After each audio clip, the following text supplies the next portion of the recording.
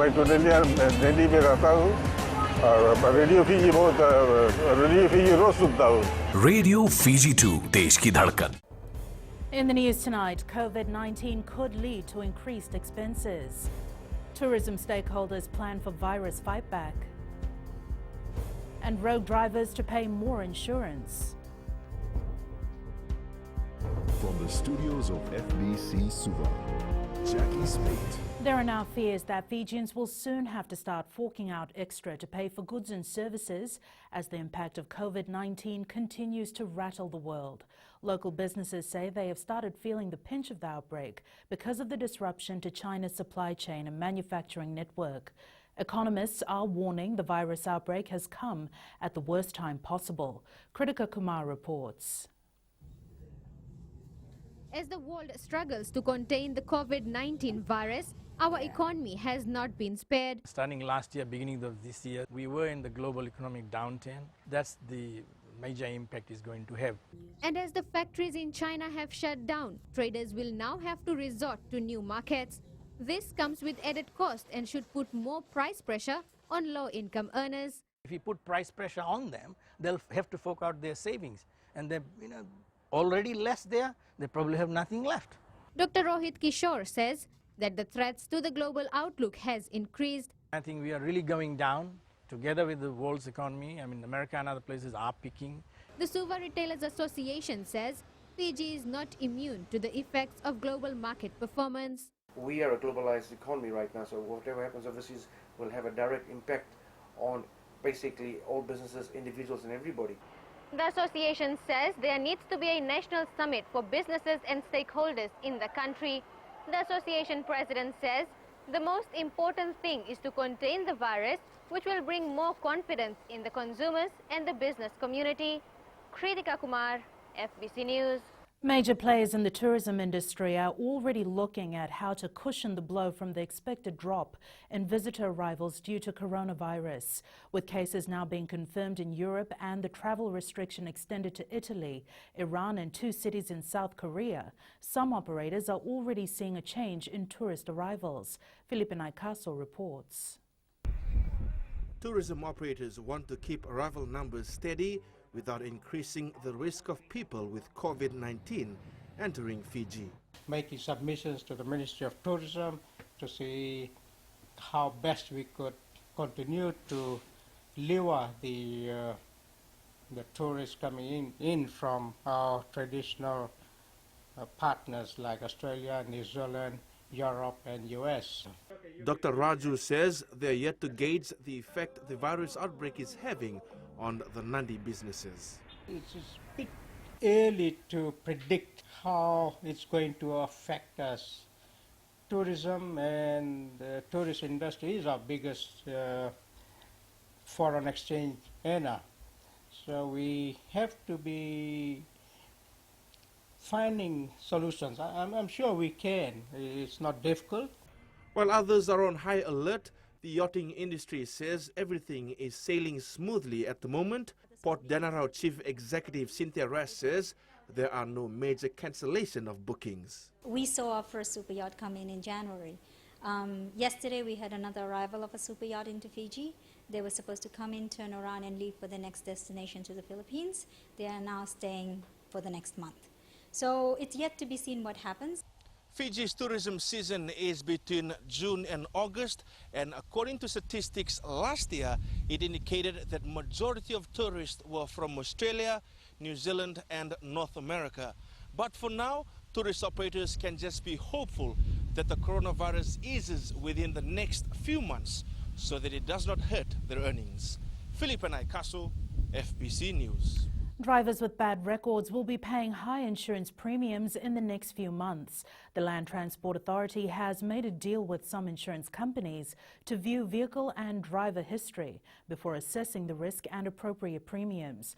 Pranita Prakash with the details. The Land Transport Authority Board has decided to give regulated insurance companies limited access to the vehicle and driver database. Don't have tins, because your motor vehicle insurance is going to escalate in accordance with your driving history. So if you have a bad driving history, your insurance premium might be $1,000, $1,500. If you've got a clear record, your insurance might be $500, $600. The LTA is optimistic that this new policy will help reduce accidents and improve road safety.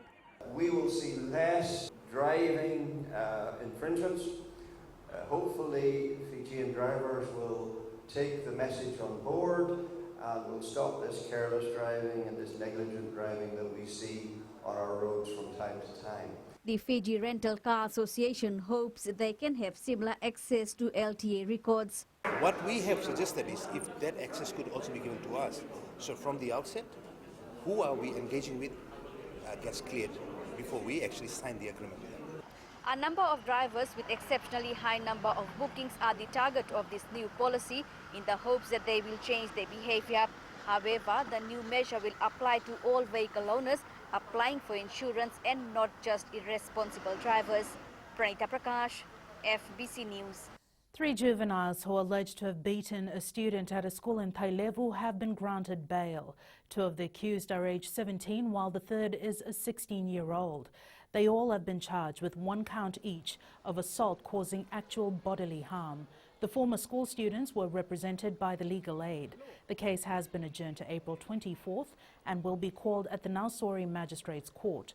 The 3 were charged after a video of the alleged assault surfaced on social media. A recent surge in illegal rental car operations is threatening the multi-million-dollar industry. A number of issues were thrashed out at the Fiji Rental Car Association annual general meeting today, but illegal rental cars took center stage. Pranita Prakash reports.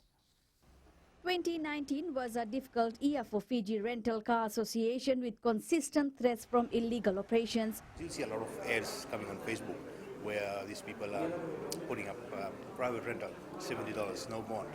Now, here we are, abiding by all the rules that LTA sets. We pay our taxes, we have proper OHS requirements that we follow. We incur a lot of expenditure from all this, and then these guys come into play and they do not pay taxes. The association is working with the Land Transport Authority to identify illegal operators and take them to task. There are high risks in getting into these vehicles. The drivers may not even have a license. They may drive dangerously. They may not know where they're going to. There are all those sorts of things that need to be borne in mind by Fijian consumers. Fijians have been urged to refrain from using these illegal rentals. There are over 5,700 permits and about 3,600 rental cars registered with the Land Transport Authority as of last year. Pranita Prakash, FBC News. Up ahead, termination leads to road backlog.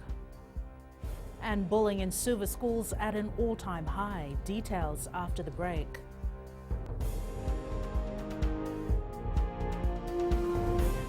Pula nadang ko aproslan ngarse, go erkraki. Do televizyon navarong na Radio Fiji 1 nandomo ibiti. Radio Fiji 1 nandomo ibiti. The Water Authority and police are investigating the suspected sabotage of water supply systems. Chief Executive Barry O'Mudson says teams inspecting the pumps in Tavirua have found signs of deliberate damage to the pumps.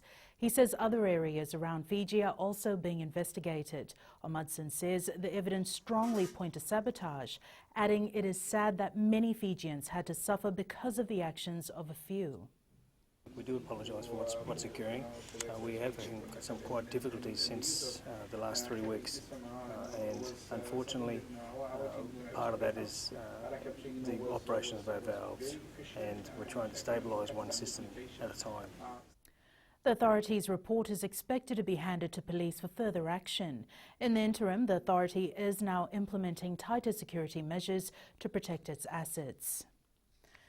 The termination of the contractor hired for the Suva Arterial Road Upgrading Project 2 has backed up work by 15 months.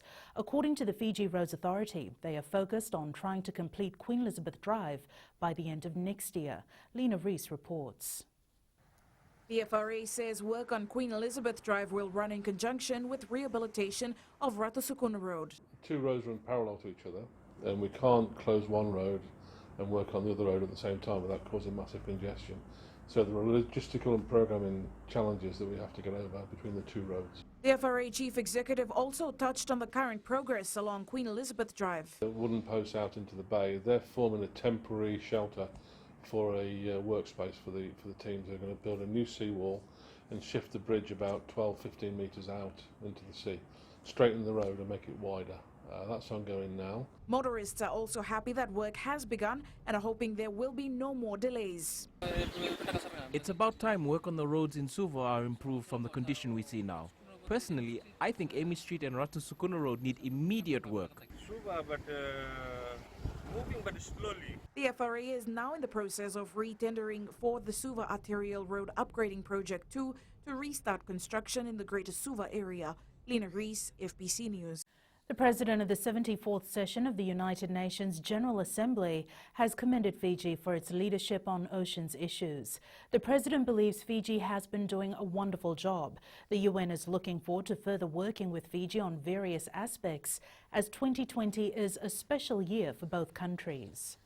The threat to the environment, the whole question of the year 2020 and what it means for Fiji, 50 years of independence, is extremely important.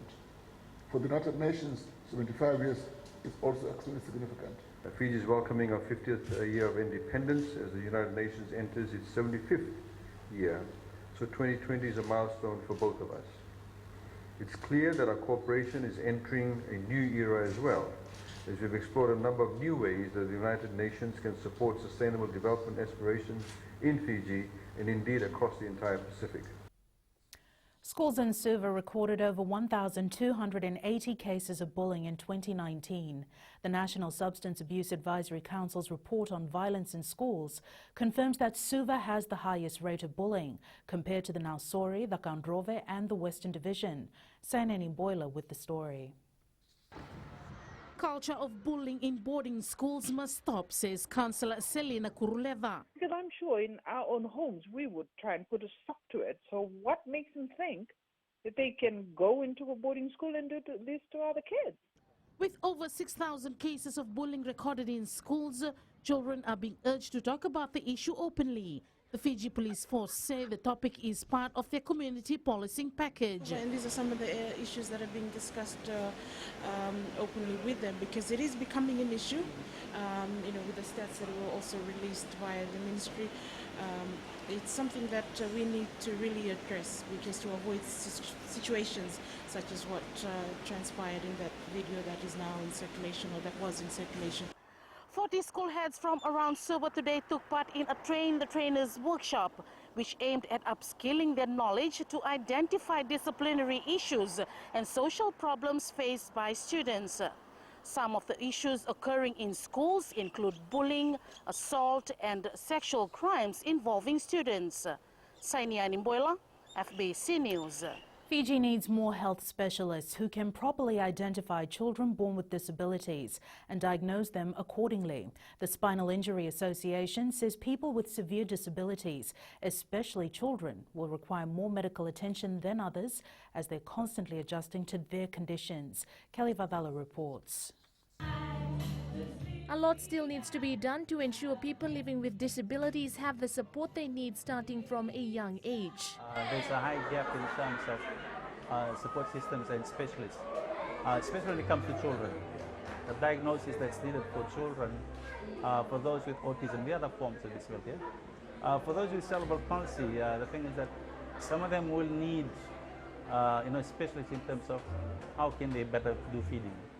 Receiving the 16th consignment of mobility aid from PhysioNet UK today, SIA says it's crucial Fijians living with disabilities learn how to use this equipment. For those that don't have any support mechanism and don't have the equipment, that's why you see contractures.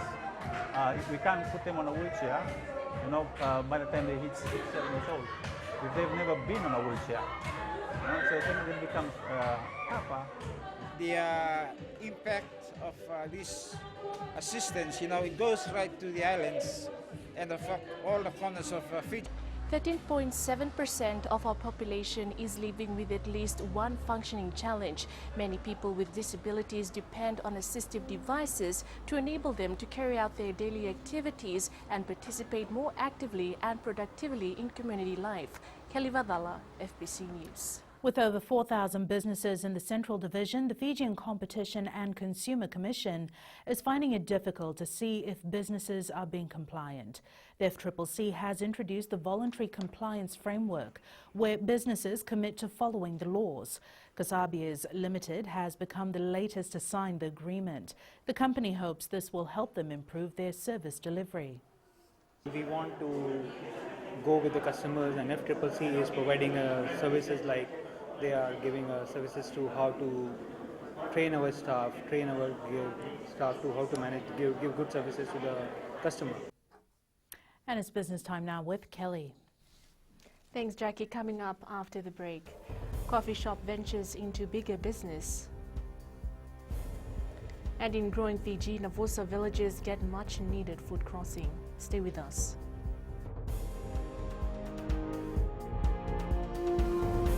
My name is Neha and I'm from Kadavi, and Mirchi FM, it's hot. Mirchi FM, it's hot.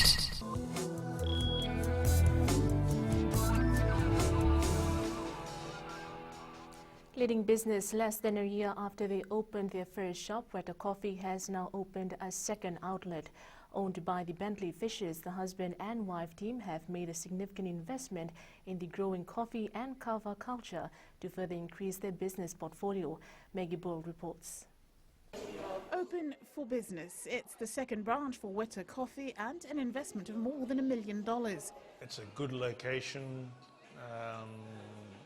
bigger premises. We're also diversifying the business from coffee and a grab and go to a fully functioning commercial kitchen.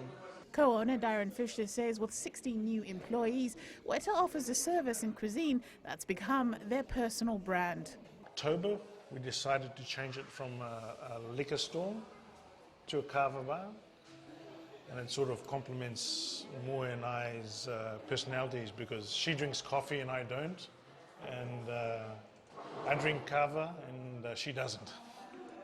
For these new patrons, the Weta experience is hard to replicate anywhere else. This is so amazing and very lovely in a nice location. I've been sitting here since 9:30 this morning. I've rescheduled all my meetings to this venue. You can grab yourself a coffee or you could have a meal of grog. That's at the Kava Bar. And if you don't happen to live in Suva, there's also an Airbnb. So at Weta 2, they got options. Maggie Boyle, FBC News. We now join Sharon from HFC Bank with the latest from the trading world. As risk assets recover, traders remain on edge amid a rise in coronavirus cases around the world. The US dollar found support from its upbeat jobs data and as the safe haven choice. According to market analysts, irrespective of the Federal Reserve's rate cut, demand for US dollar is likely to be firm as long as the coronavirus crisis continues and fears of recession build in various parts of the global economy. Meanwhile, Australia's January trade data released today came in above expectations. The balance on goods and services came in at a surplus of $5.21 billion. While the balance is little changed from the previous months, drops in both exports and imports are a negative. Australia's Treasury Department earlier said that it is not forecasting a recession as yet, but that coronavirus is likely to wipe at least half a percentage point from its first quarter growth. And that's all from HFC Bank for now. Vinaka. Thanks, Sharon. Here are today's exchange rates as set this morning. The world's money markets have climbed slightly from earlier this week. The Fiji dollar gained against the US dollar and the euro, but slid slightly against the other currencies we cover. Looking at the commodities, the price of oil continues to fall slowly but remains around $47 per barrel. Gold dropped a few dollars to $1,638, and silver closed down at $17.20 per ounce.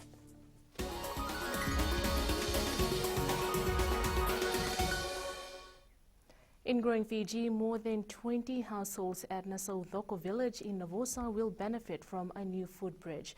Minister for Waterways Dr. Mahendra Reddy says they will continue to prioritize the welfare of Fijians, particularly those in rural and maritime areas. Dr. Reddy says his ministry has also mapped out strategies to boost agriculture production in Nasaudoko and nearby communities.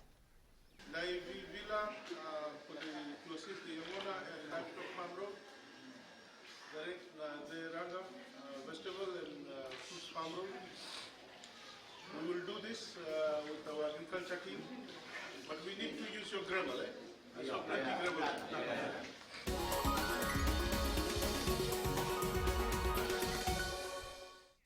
That is it from business, but up ahead in sports.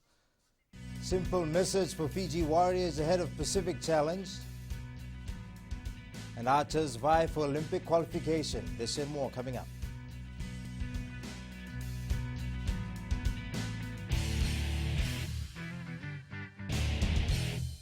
Bula, I'm Miri, I'm from Lautoka, and I love Gold FM because they play all my classic hits. Gold FM, only the classic hits.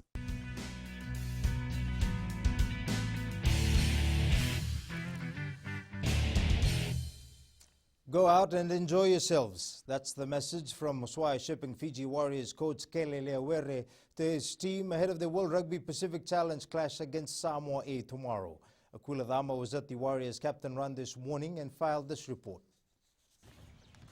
The message is short and simple from Fiji Warriors head coach Kele Leawere.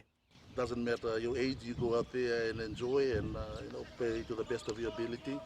And make sure you don't leave any stones unturned on the paddock at the end of the day. Leawere says the pressure is on them as defending champions. It's both ways. It's added pressure as well, but it's about enjoyment.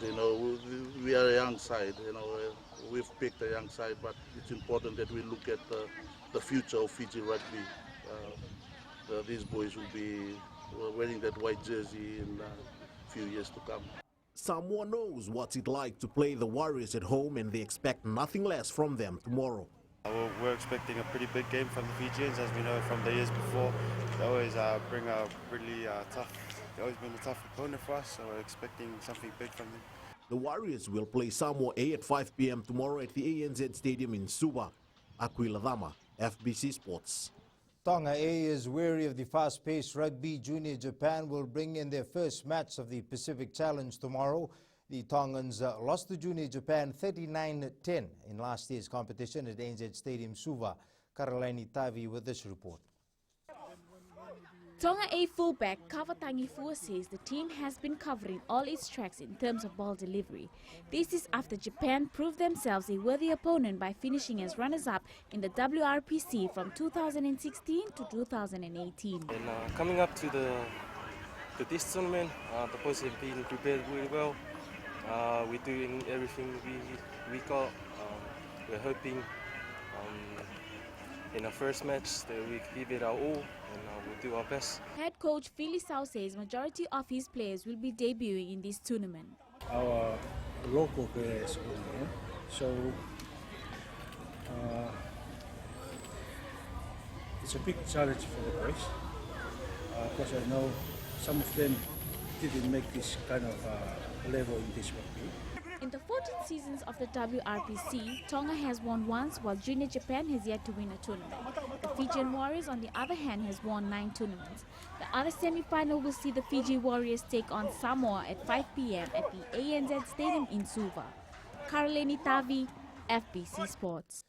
The Fiji Airways Fiji and Latui are gunning for top honors in the 2020 Global Rapid Rugby competition. The side takes on the China Tigers in the opening match next week. And so far, coach Senirusi Serwakula is happy with the effort put in by his players. Felipe Naikaso has more from the team camp. Fine-tuning the key aspects of the game has been the main focus for the Latui side ahead of their opening match next week. We've learned a lot during these 3 weeks, a lot of clarity in rugby so that the boys can understand our system. And there's a lot of improvement. The side also had a match against the Fiji Warriors team last week as they wanted to assess a few areas of concern.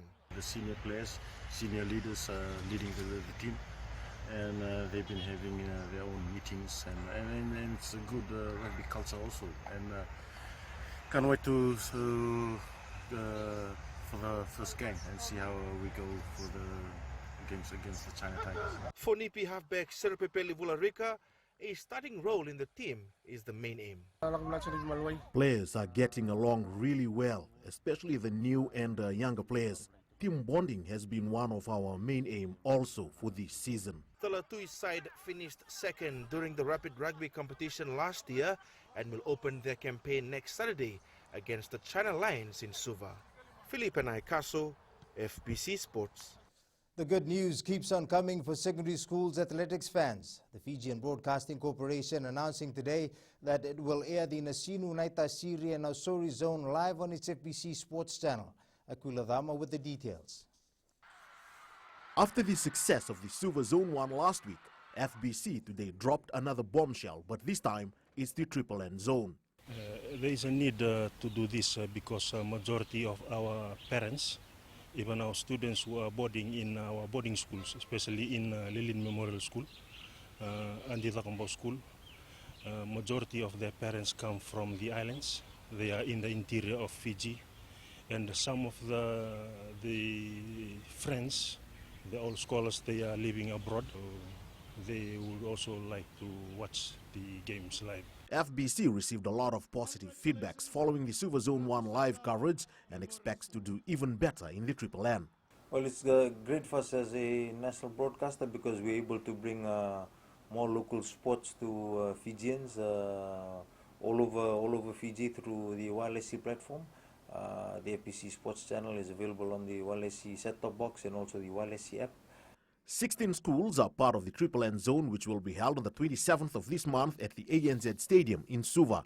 Aquila Dama, FBC Sports. The unique spirit and character-building values of rugby were on show today as 16 captains visited the Ronald McDonald House in Vancouver ahead of the Canada Sevens this weekend. The Morris Brothers High School Under-19 team will focus on their defense this weekend as they take on Nasinu at the Fiji Secondary Schools Rugby League Southeastern Zone semi-finals. The young men from Flagstaff last qualified for the finals in 2018. Benina Rakautonga has more. Morris knows it's going to be tough against an unbeaten team. The main focus for this week preparation is to better our defense and also our ball running. Those are the very important weapons in rugby league. If you couldn't defend well, there will be a lot of penetration from the other opposition team. So that is one thing that we are focusing on this week to better our defense. Team captain Sekove Tangira Kiverata says there are two key elements in preparing the team to meet Nasinu. For this week, we're just working on two things. It's working on our defense and our discipline. That's all. We can win over Nasinu. Just to work on the discipline and defense. Morris Brothers High School will go against Nasinu Secondary School at 12:30 p.m. before Queen Victoria School faces Ratu Kandavu Level School in the Under-19 semi-finals this weekend. Venina Rakautonga, FBC Sports. Veteran archers Richard Elder, Archery Fiji President George Fong and Nathan Kirk will represent Fiji in the Oceania Archery Championship next month. The three will compete in the recurve division with only one spot available for the Tokyo Olympics. Tale Materakula has more. Fiji Archery followed a strict criteria in selecting these archers. We're looking at archers who could be competitive at the highest levels in this elite tournament. This is our continental game, so we're expecting the best result. With Fiji to host the Oceania Championship, Fong says a win on home soil is vital. It's a continental qualifying tournament for both the Tokyo Olympics and the 2021 World Games. It's very important for our archers to perform at their best and to make their country proud. Nathan Kirk is making his debut in international competitions and is optimistic all three archers will do well. I'm very excited to go out and do my best for Fiji, and I hope the team does as best as we possibly can. Well, I think I hope that Fiji gets a spot at the Olympics. The championship will attract top archers from around the Oceania region, all gunning for the same spot in the 2020 Olympic Games. The event will take place here at Albert Park in Suva from the 6th to the 9th of next month. Talima Terkula, FBC Sports.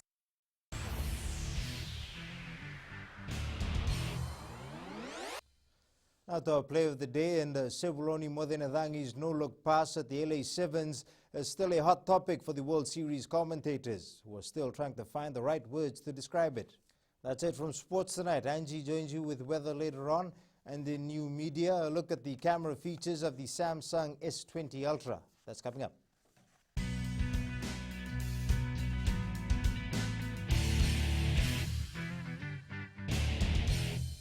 My name is Neha and I'm from Kadavi, and Mirchi FM, it's hot. Mirchi FM, it's hot.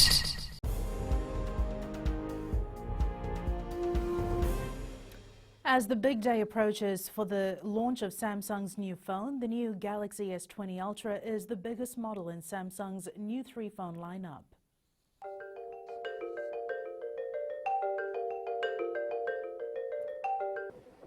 As seen in the shots taken by the Ultra S20, the camera's zoom lens is more powerful than what's been included in any phone before it. The Galaxy S20 Ultra's camera is a lot more fun to use. It's the only S20 phone with an incredible 108 megapixels. It's joined by a 12 megapixel ultra-wide lens and a 48 megapixel telephoto lens. Plus it has a time of flight sensor, which the other models don't have. The selfie camera, 40 megapixels, plus the camera records 8K resolution video, has a hybrid optical 10 times zoom and a crazy 100 times zoom feature. It also has the option to capture 33 megapixel stills from the footage and also downscale it for easy sharing.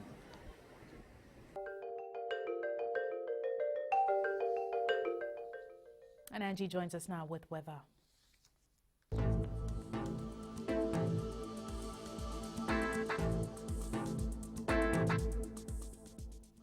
Mambo, this is Hello in Kenya. It's always good to come out of your comfort zone and learn something new.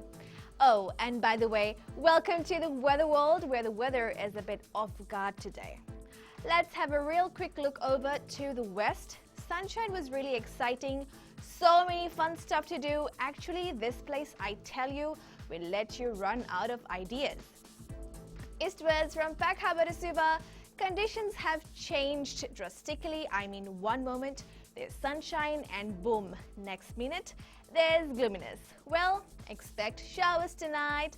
Let it rain over me. I'm a horrible singer. Anyways, up north, what a day to be enjoying under big shady trees.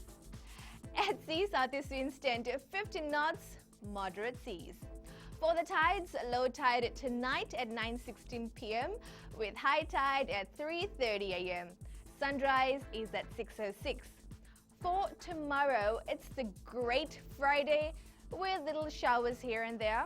Otherwise, it will be fine. Tomorrow's temps, Lautoka and Lambasa will have highs of 32 degrees.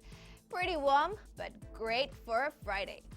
And looking further on to Saturday, the weather will be awesome, just like Gail and Nathaniel, who are watching in right now. Thank you so much. And that's all I have from my end. It's back to the beauty. Thanks so much for that, Angie. In Fiji and Pulse tonight, we asked, should there be more police presence at hotspots during school games?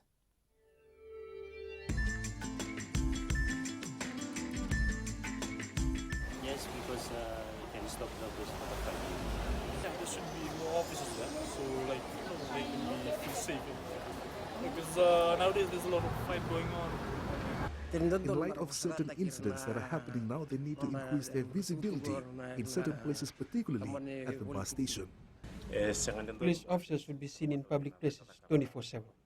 Just during the high traffic areas to have the officers present in the bus stand area. They should have more police, the market, especially in the bus stand, especially where they have the zones.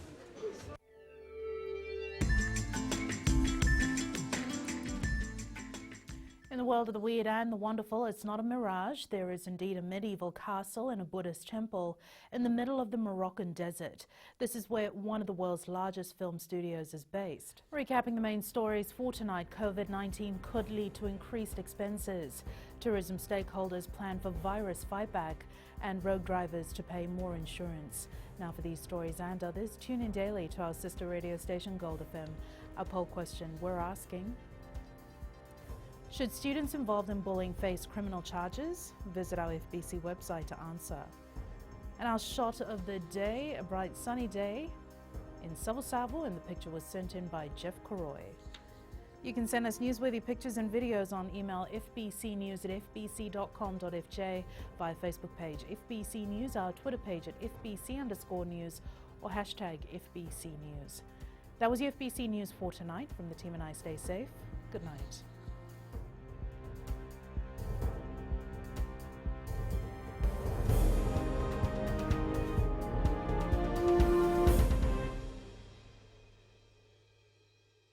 Bula, I'm Miri, I'm from Lotoka, and I love Gold FM because they play all my classic hits.